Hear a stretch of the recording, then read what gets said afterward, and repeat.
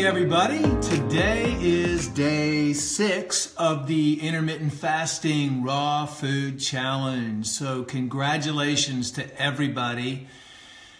You've almost gone halfway.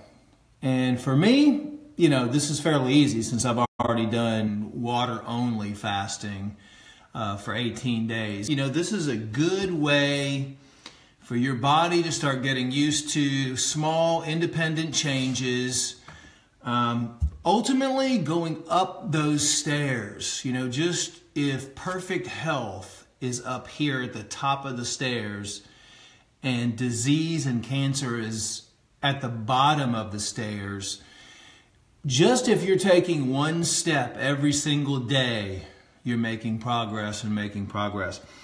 So I want to answer some more questions.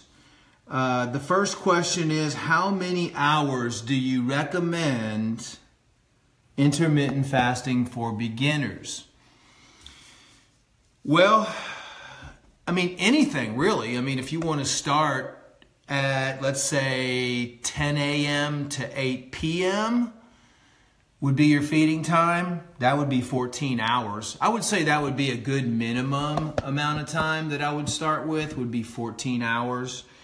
That would mean from 8 o'clock at night all the way until 10 a.m. in the morning you're not eating.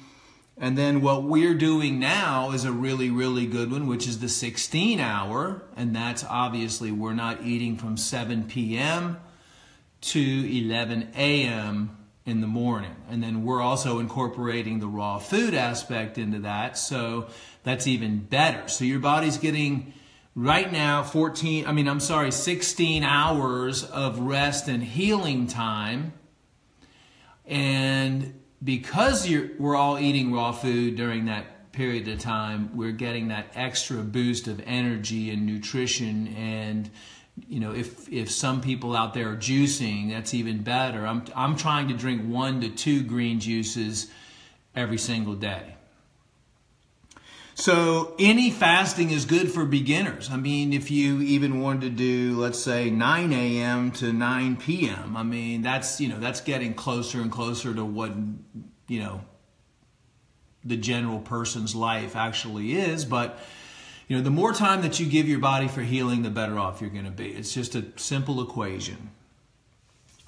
Okay, next question. Since titanium dioxide is in coffee creamers, what do you suggest for a substitution as a creamer for coffee? You'd be amazed at how many times we were talking to people on the phone that have had chronic fibromyalgia type symptoms, headaches, migraines, and joint stiffness and pain. And we analyze what they're putting in. They do a diary of all of their food items, all their liquids that they're consuming every day. And you can pretty much bet that if you're having any horrible symptoms, that titanium dioxide might be involved. We've completely gotten people off of titanium dioxide, and all of a sudden within weeks, even days, their pains go away, they're able to move. And it is extremely damaging to the body. That's why I brought it up. But the good news is there are many, many coffee creamers out there, vanilla, whatever flavors you want, that do not contain titanium dioxide anymore. I routinely, like probably once a month, I'll go to Whole Foods and go through the natural medicine store, not the natural food stores, just to see what new stuff is coming out. And I'll go aisle by aisle, just to see how things are changing. And we're making huge progress with the non-GMOs, the certified organic stuff, the biodynamic products that are coming out, which are like organic times 100 times 1,000 for effectiveness. So the good news is I've seen a lot of different coconut creamers, almond milk creamers, pecan milk creamers with no titanium dioxide. This is the next question. When products like the Gatorade bottle I'm looking at say natural and artificial flavor, what exactly does that mean in modern terms? Can't that be variations of MSG?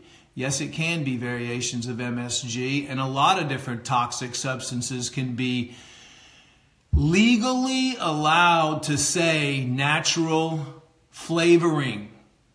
You know, there's a deception that's going on all the time in the food industry. They want to hide all these chemicals from you. I mean, can you imagine if you went to the grocery store and on the box of the food or on the label of the meat, it says contains 500,000 parts per million lead, contains glyphosate, contains, you know, a list of like 50 different chemicals in there as a disclaimer. It's almost like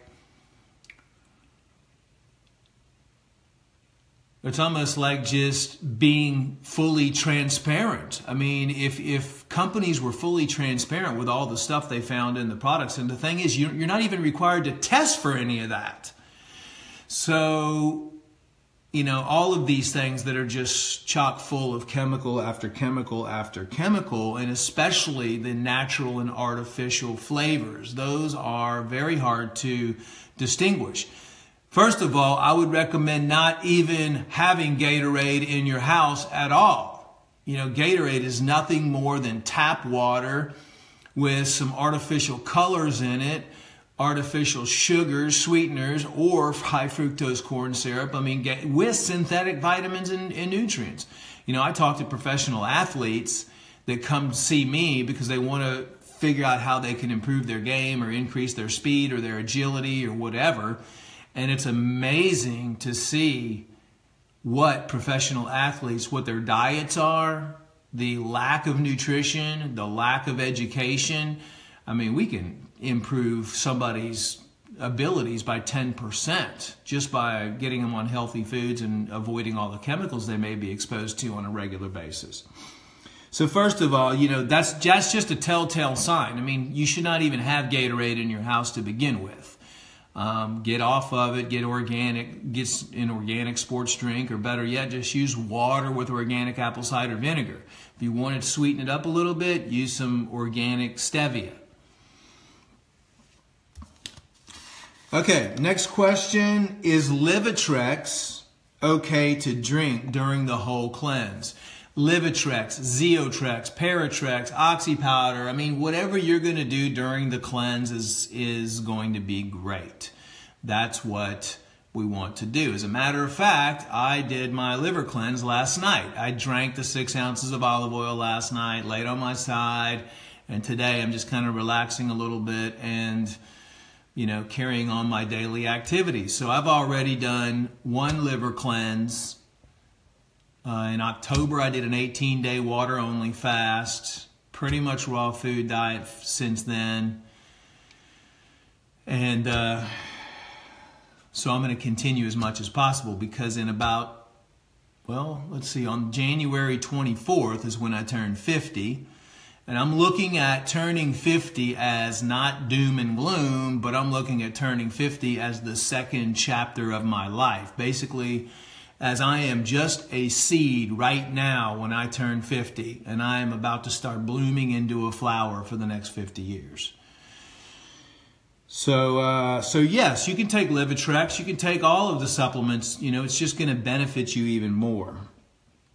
And the last question for today is, can you shed some light on this for me? I can't seem to fast more than 24 hours, this is a very common question, without getting severe palpitations and an urgent need to eat. Help me, what is this?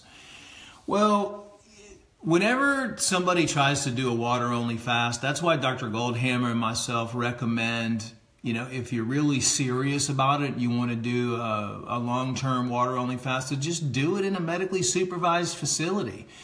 You know, go out there to the True North Health Center or call over there and they can give you a list of all the doctors that have been trained to supervise a long-term water fast, especially if you try it yourself and you notice that you're having a lot of symptoms. And that's why we all have to say, you know, this disclaimer all the time of water-only fasting is the most beneficial healing thing you can do. But at the same time, most people experience some pretty hardcore symptoms in the first 3 or 4 days.